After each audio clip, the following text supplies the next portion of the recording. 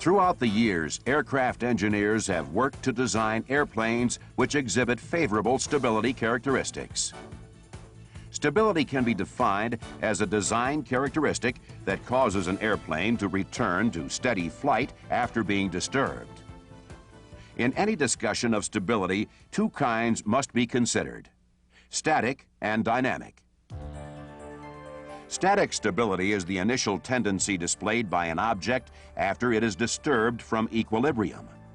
Let's use a marble to demonstrate static stability. When the marble is resting at the bottom, it is in equilibrium. If it is disturbed, its initial tendency is to return to its original position. This tendency is referred to as positive static stability. How an object responds over time, as opposed to its initial reaction, is called dynamic stability. An airplane with both positive static and positive dynamic stability does not immediately return to its original attitude after displacement. Generally, it goes through a series of progressively smaller oscillations. Since an inherently stable platform is highly desirable, a training aircraft is normally designed to exhibit both positive static and dynamic stability. To understand how this is accomplished, we must look at stability in relation to the center of gravity and three axes of flight. Since an aircraft operates in a three-dimensional environment, aircraft movement takes place around one or more of the three axes of rotation. They are called the longitudinal, lateral, and vertical axes of flight. The common reference point for the three axes is the airplane's center of gravity, or CG, which is the theoretical point where the entire weight of the airplane is considered to be concentrated. Since all three axes pass through this point, you can say that the airplane always moves about its CG, regardless of which axis is involved. The ailerons, elevators, and rudder create aerodynamic forces which cause the airplane to rotate about the three axes. When an airplane is banked, it rolls about the longitudinal axis.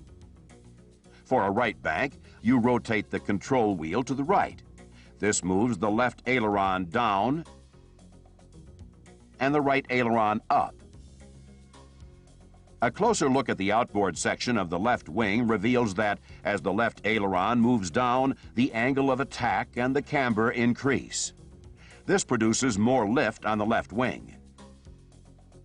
Conversely, as the right aileron moves up, the angle of attack and the camber decrease, which produces less lift. This difference in lift between the left and right wings causes the airplane to roll about the longitudinal axis. This roll will continue until you return the control wheel to the neutral position. At this time, the lift created by the wings will again be balanced. The airplane will remain in a banked attitude until you move the control wheel to the left. This reverses the process and creates a roll back toward wings level. Moving the control wheel fore and aft moves the elevator or stabilator and creates a pitching movement around the lateral axis. When the control wheel is moved forward, an upward force is created on the elevator, which pitches the nose down. Moving the control wheel aft will create a downward force on the elevator, which in turn will cause the nose of the aircraft to pitch up. The swinging movement of the nose to the left and right is called yaw and occurs about the vertical axis. This rotation is controlled by the rudder. When you step on the right rudder pedal, for instance, the rudder deflects to the right, which creates an aerodynamic force to the left. This causes the nose of the airplane to yaw to the right. Keep in mind that the rudder is not used to turn an airplane in flight. Its primary function is to align the fuselage with the direction of flight. Now let's look at stability about the lateral axis, which is called longitudinal stability. Longitudinal stability is normally obtained by locating the center of gravity ahead of the center of pressure, which is the point along the wing chord where lift is concentrated. This creates a slight nose-heavy condition. To balance this condition, a tail-down or nose-up force is created by installing the horizontal stabilizer with a slightly negative angle of attack. If your airplane pitches up because of a gust of wind or momentary control deflection, the horizontal tail surface moves toward a neutral or slightly positive angle of attack. This decreases the tail down force, and because the nose-heavy condition is no longer balanced, the nose will return to the trimmed condition. Similarly, if the airplane pitches nose down, the negative angle of attack, and in turn, the tail down force increases. This tends to return the airplane toward its trimmed attitude. Additional downward forces are imposed on the horizontal surfaces by the downwash created by the propeller and wings. This means that as you reduce power, the tail down force decreases, allowing the nose to pitch down. Conversely, when you add power, the tail down force increases and the nose tends to pitch up. Although a certain amount of pitch change with an increase or decrease in power is considered desirable, too much change would unnecessarily increase pilot workload. To help compensate for this, aircraft designers frequently raise the engine thrust line slightly above the center of gravity. This creates a nose-down pitching force when power is added and somewhat offsets the increase in tail-down force caused by additional downwash. Since pitch stability depends upon the difference in location between the center of gravity and the center of lift, the CG's location obviously plays an important role in how an airplane handles. By paying close attention to where and how much fuel, cargo, and people you load on an airplane, you can ensure that the center of gravity will remain within the limits set by the manufacturer. If too much weight is loaded in the front section of the airplane, the CG will be forward of the limit, making the airplane nose-heavy. If this happens, there may not be enough elevator or stabilator force available to rotate the airplane for takeoff, or to raise the nose of the airplane during the landing flare. A potentially worse situation occurs when an airplane is loaded with the CG aft of the approved range. In this case, the airplane will be very unstable in pitch.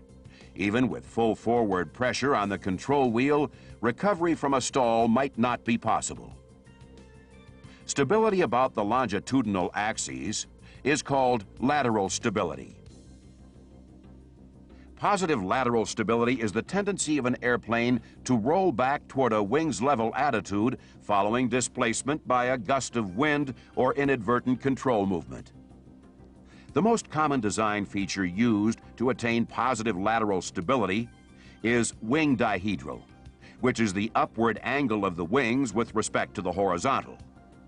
When an airplane with wing dihedral is displaced in a roll, it will immediately begin to slip in the direction of the lower wing. This creates a higher angle of attack on the low wing, which in turn increases the lift on that wing, resulting in a tendency to roll the airplane back toward wings level. Stability about the yaw axis is referred to as directional stability. When an airplane yaws to the right or left, the large surface area that is behind the center of gravity acts like a big weather vane. This forces the nose of the airplane back toward the original position. So far, we have examined stability with respect to the axes of the airplane. Now let's take a look at some factors relating to the recovery from stalls and spins. It is important to remember that an airplane can stall at any attitude and any airspeed. However, there are other factors which can affect stall speed, such as weight and environmental conditions. As aircraft weight increases, more lift must be produced to support the increased weight. In order to maintain the same airspeed, a higher angle of attack is required to produce the lift necessary to support the increased weight, which in turn causes an increase in the aircraft's stall speed. How you distribute the weight also can have a significant impact on stall speed. For example, a forward CG shifts the balance of the airplane, causing a nose-heavy condition. To counteract this and balance the airplane, tail down force must be increased. You can do this by increasing the angle of attack, which causes an increase in tail down force, as well as a corresponding increase in lift and stall speed. Environmental factors such as snow, ice, or frost, which have accumulated on the surface of the wings, can also cause an increase in stall speed by altering the shape of the wing and disrupting the airflow over the wing. The additional weight and drag also causes an increase in the stall speed. Another environmental factor that can affect stall speed is turbulence. The rapid vertical gusts associated with turbulence can cause abrupt changes in the direction of the relative wind and can result in an increase in the angle of attack. Regardless of what causes a stall, you should be able to recognize the indications of an impending stall and take appropriate action to initiate a recovery before it occurs. Most modern airplanes are equipped with a stall warning device, which gives you a warning a few knots before a stall occurs. As the stall approaches, the flight controls will feel mushy. Just before the stall occurs, you will feel a buffeting or vibration. In addition, you may notice a pitching motion as well as a sensation of decreasing airspeed or a sinking feeling. To recover from a stall, lower the nose toward the horizon to decrease the angle of attack and regain lift. Simultaneously, smoothly apply maximum allowable power to minimize altitude loss and increase airspeed. As the airspeed recovers, you should maintain coordinated flight while adjusting power to a normal level. Keep in mind, the reason you practice stalls is not to become proficient at stalling the airplane. Rather, it is to learn to recognize the signs of an impending stall and recover before the airplane reaches a fully stalled condition. The characteristic corkscrew flight path results from an uncoordinated stall where the aircraft's wings are unequally stalled. The three phases of a spin are incipient, fully developed, and recovery.